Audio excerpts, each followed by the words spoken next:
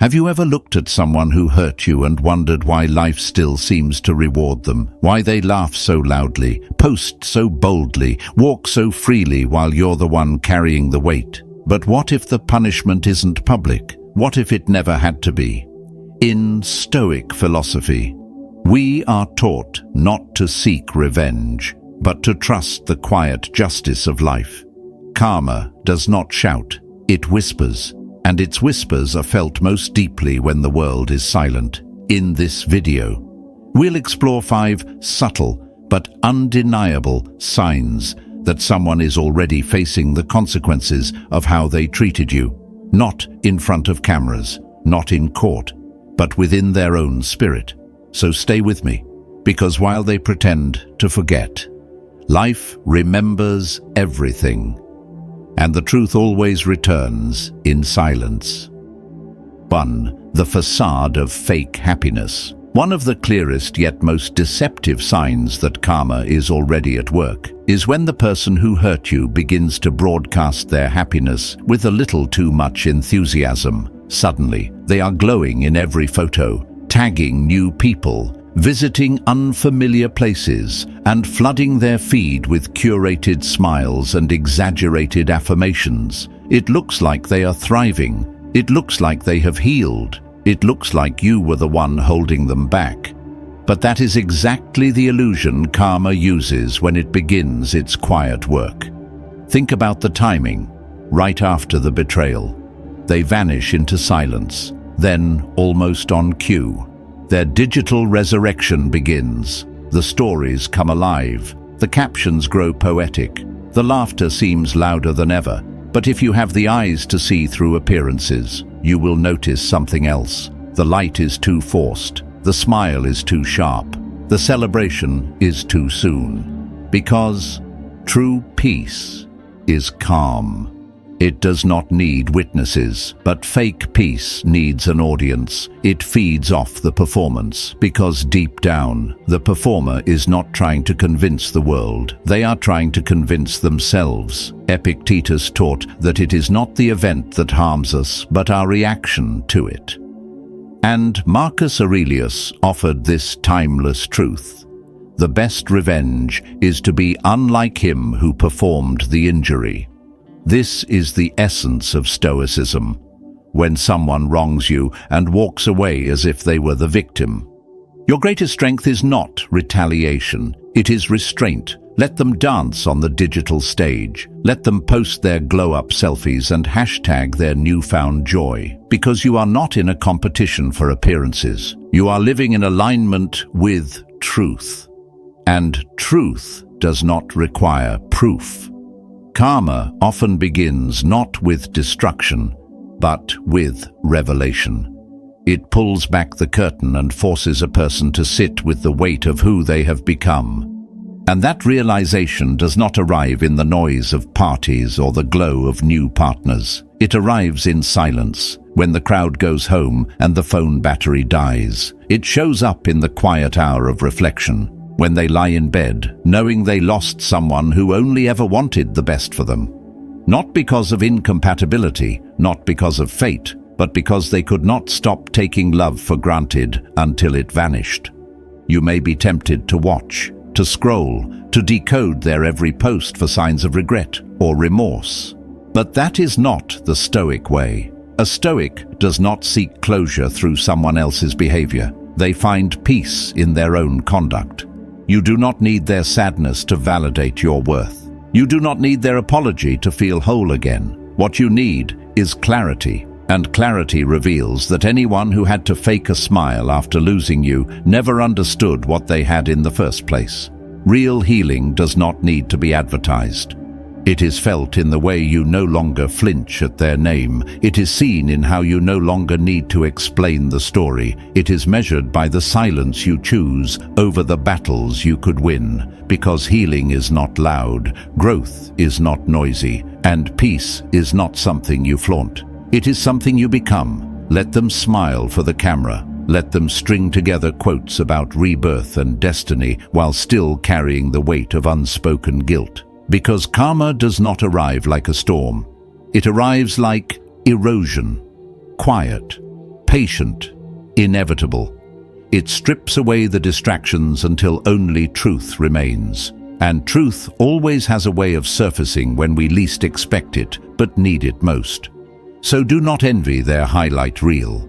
Do not mistake their projection for progress. What you are witnessing is not a person who has moved on. It is a person running from what they refuse to face. And sooner or later, the running stops. The mirrors appear. The patterns repeat. And in that cycle, karma does not punish. It teaches. And you stay still. You keep walking with integrity. You speak little but live loudly through your example, because your peace is no longer up for discussion. It is no longer something anyone can steal or question. It is earned. And the more you protect it, the less you care about who is watching.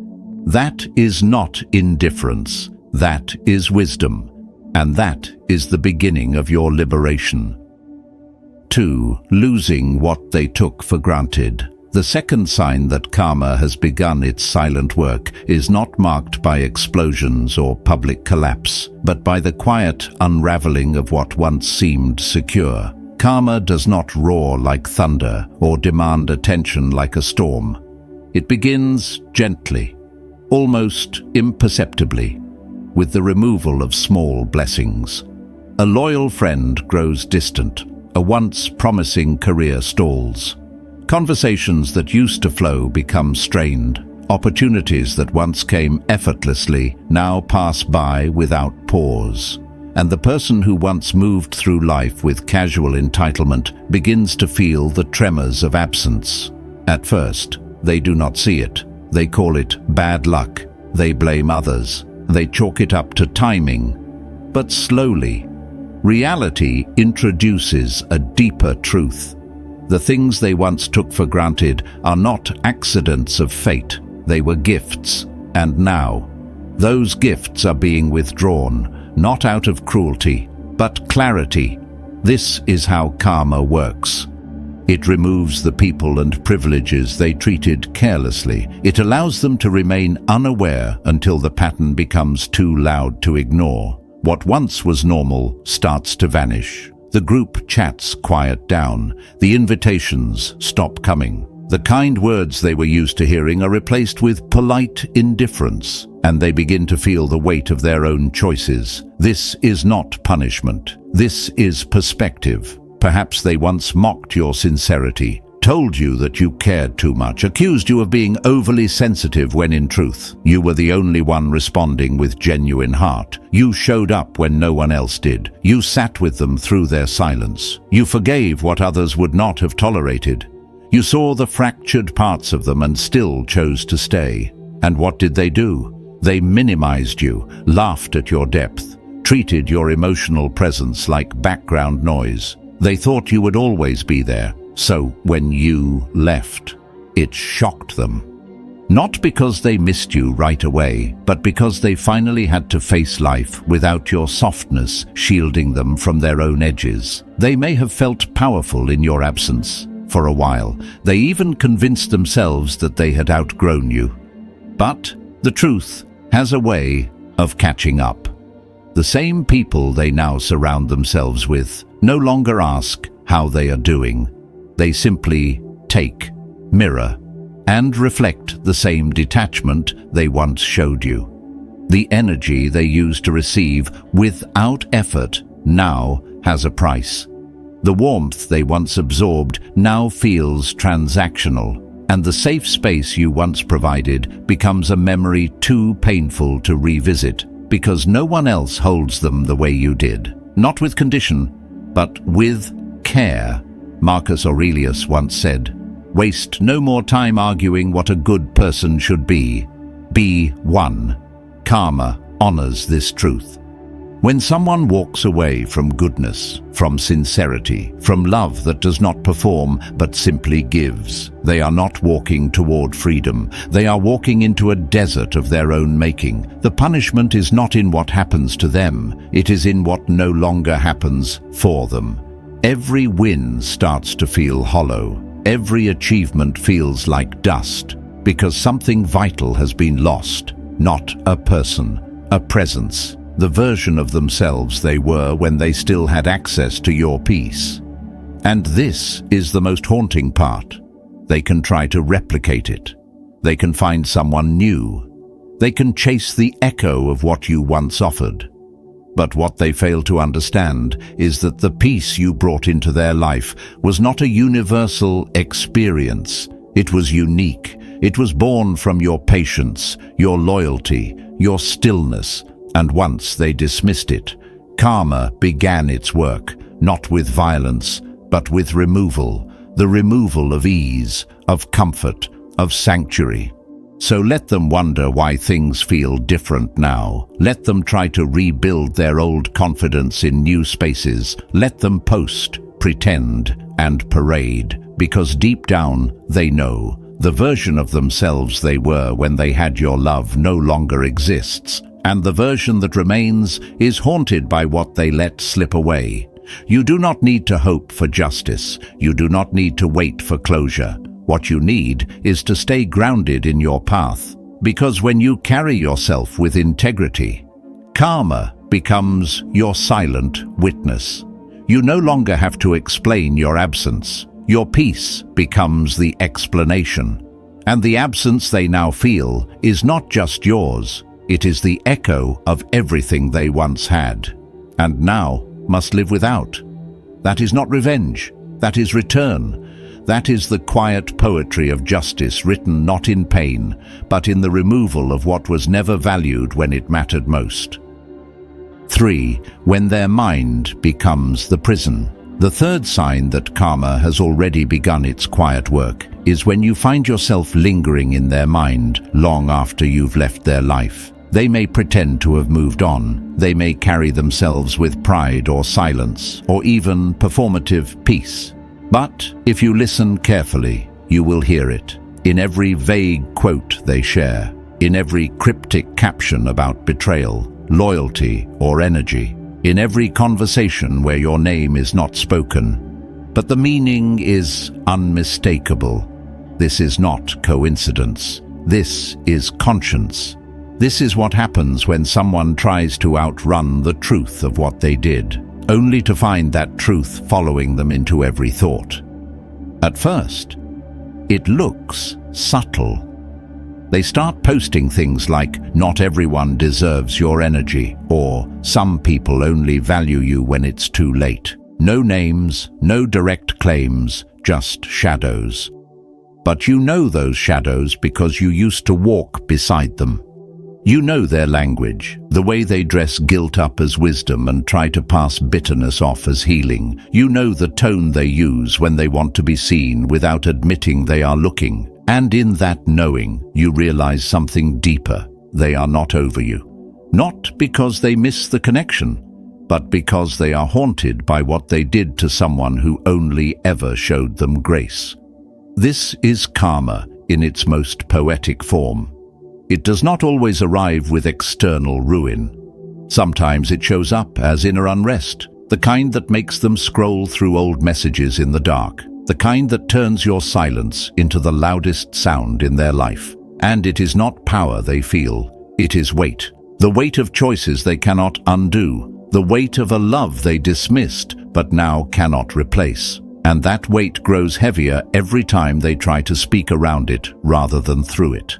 You may wonder if anyone else sees it, if their friends notice the double meanings, if others pick up on the echoes. But the truth is, it does not matter, because the one who matters is you, and you already understand that the louder someone tries to look unbothered, the more their spirit reveals its restlessness. The real punishment is not public shame, it is private obsession. It is the inability to think clearly because one's mind is no longer a sanctuary but a courtroom. And in that courtroom, every silent memory of you testifies against them. Stoicism teaches us that the wise do not need to defend their name. As Epictetus said, if someone speaks ill of you, live in such a way that no one will believe it. You do not need to clap back. You do not need to share your own cryptic post or clarify your side of the story. That is not strength. That is ego, and ego is exactly what they are battling. But you are rising above the noise. You are refusing to rent out space in your own mind for someone who could not value your presence when they had it. And that refusal is a kind of freedom they can feel but cannot understand. Let them post. Let them drop their half-truths. Let them throw lines into the digital sea, hoping you will bite. Do not. Let their words circle back to them like boomerangs carved from regret. Because the truth is you left, but they never did. You closed the door, but they are still standing behind it, whispering into the keyhole, hoping the wind carries their words to your ears. But you do not need to listen. You need only to continue forward with grace, with clarity, with silence. Because silence is not emptiness, it is discipline, it is a statement. It says, I no longer need to explain, I no longer need to prove, I no longer need to respond. And in that stillness, you reclaim your power in full.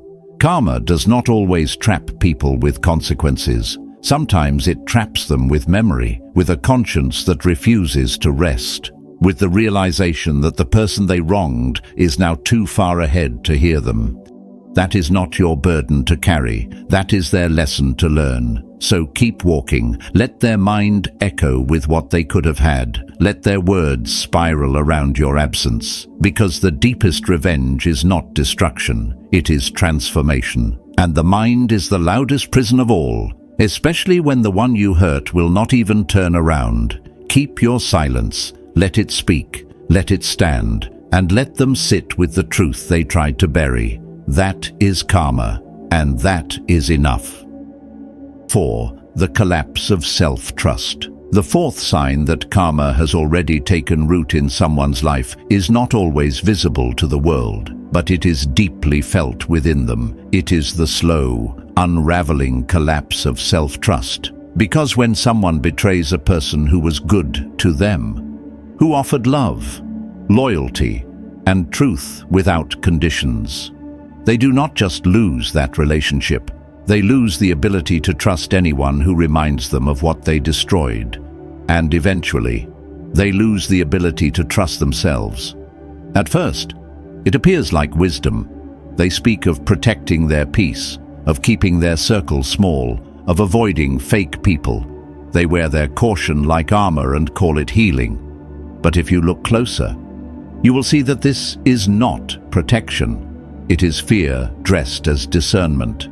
It is guilt whispering through every hesitation. They used to be open. They used to speak with ease, laugh without calculation, and trust without suspicion.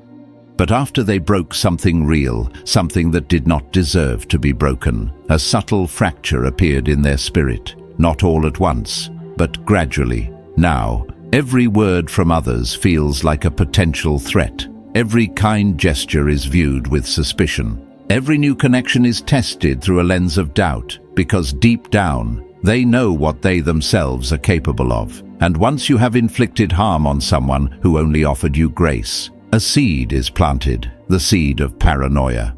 The fear that others may one day do to you what you once did to someone else. This is karma's most personal punishment. It is not loud. It does not humiliate you in front of others. It makes you doubt yourself in the quiet moments. It makes your own thoughts turn against you. The voice that once said, "I know what I'm doing," now begins to whisper, "Maybe I'm the one to blame." And that whisper is what slowly dismantles peace. Because no matter how calm the external world becomes, when you no longer trust your own heart, there is no sanctuary left. You live in suspicion, not just of others, but of yourself. And that is a kind of suffering no applause or distraction can erase. Seneca once said that the person who has done wrong rarely trusts others, because he knows what he himself is capable of. The Stoics understood this deeply. They did not believe peace came from comfort or from pretending everything is fine. They taught that true peace only comes when your actions are in alignment with your values, when you betray those values, You do not only lose the person you betrayed, you lose access to your own inner clarity. You begin to question your motives, your instincts, your ability to choose rightly, and that uncertainty spreads through every area of your life like ink in water. This is not a curse, it is a consequence. When you mistreat someone who meant you no harm, someone who offered you space to grow, to speak, to be seen fully, you are not just walking away from a person, you are walking away from a mirror that reflected your best potential, and once that mirror is gone, you're left with nothing but the fragments of who you pretended to be. Even when life brings someone new into your path, even when good things begin to happen, that old voice resurfaces, the one that says, "You don't deserve this," the one that cannot accept joy because it has not made peace with the past. So let them withdraw, let them become cautious, let them overthink every interaction and doubt every ounce of affection. That is not your burden to carry. You are not their redeemer. You are not responsible for proving to them that good people still exist. You tried, you stayed, you gave, and they chose to return your sincerity with betrayal. Now karma is teaching the rest.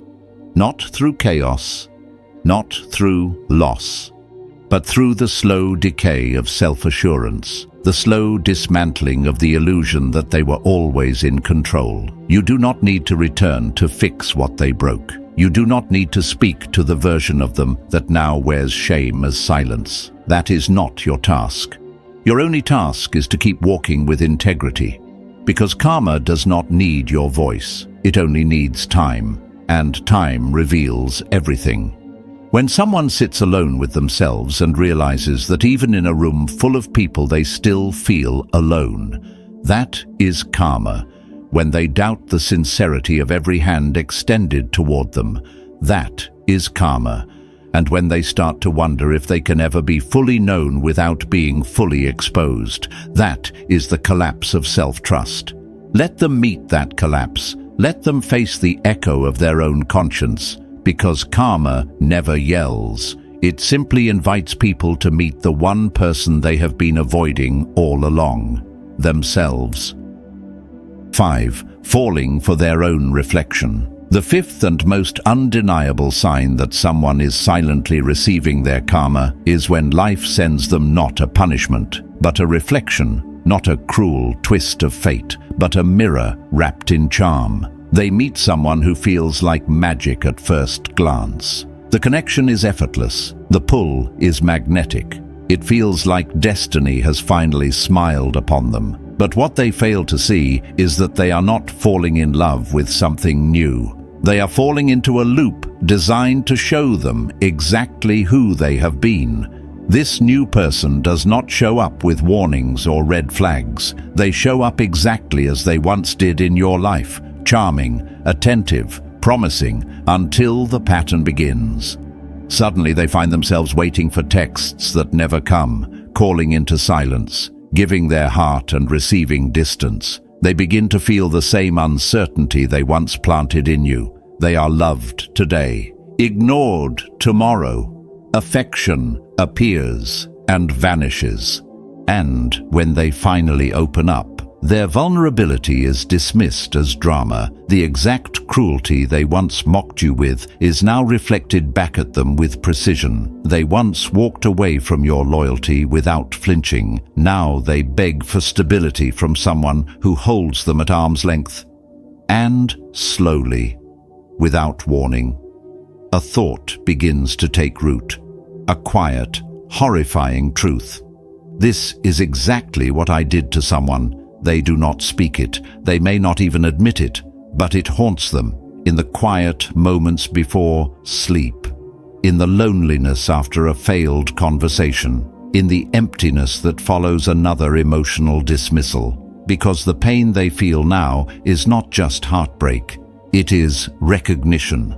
Life is not punishing them, it is teaching them, not through violence, but through experience. And that is karma in its purest form, not vengeance, but restoration. The Stoics never taught us to seek revenge. They taught us to live with clarity and let life restore balance in its own way. Marcus Aurelius said, "The best revenge is to be unlike him who performed the injury, and that is your only task, to become the opposite of what they became, to move forward without needing them to feel your pain, because life has already found a way to deliver it." They used to mock your depth. Now, they are too much for someone who refuses to hold space. They used to reject your honesty. Now, they are tangled in confusion with someone who will not give answers. They used to leave like they were untouchable. Now, they beg someone to stay who barely looks back. That is not a coincidence. That is the mirror. You do not need to be there to watch it unfold. You do not need to wish for it or celebrate it. Karma needs nothing from you. No reaction, no response, only your stillness, only your clarity, while they are still caught in webs of pride and manipulation. You have already stepped into something quieter, deeper, and unshakable.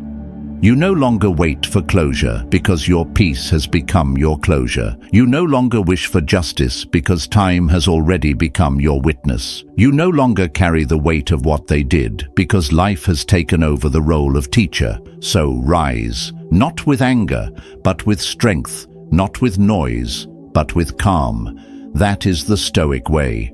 We do not chase those who have lost us. We do not explain our worth. We do not hope they understand. We become so stable, so centered, so free, that no one can shake our peace again, not even the ghost of the person who once hurt us.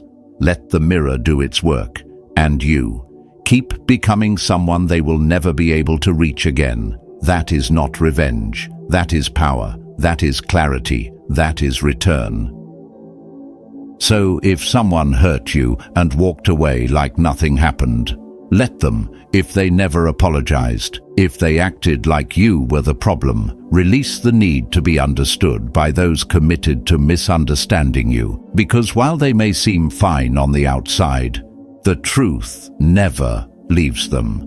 It follows them into silence, into every moment they try to convince themselves they did nothing wrong. People who lie to the world can sleep soundly, but those who lie to themselves never truly rest. If this message resonated with you, leave a comment below with 3 words. Karma always returns. Let others know they are not walking through this alone. And if you're choosing clarity over chaos, peace over performance, and growth over reaction, subscribe and stay close. There is more wisdom ahead. Let karma speak in its own time, and you keep rising into a version of yourself so powerful they can never touch you again. The next chapter of your strength is waiting.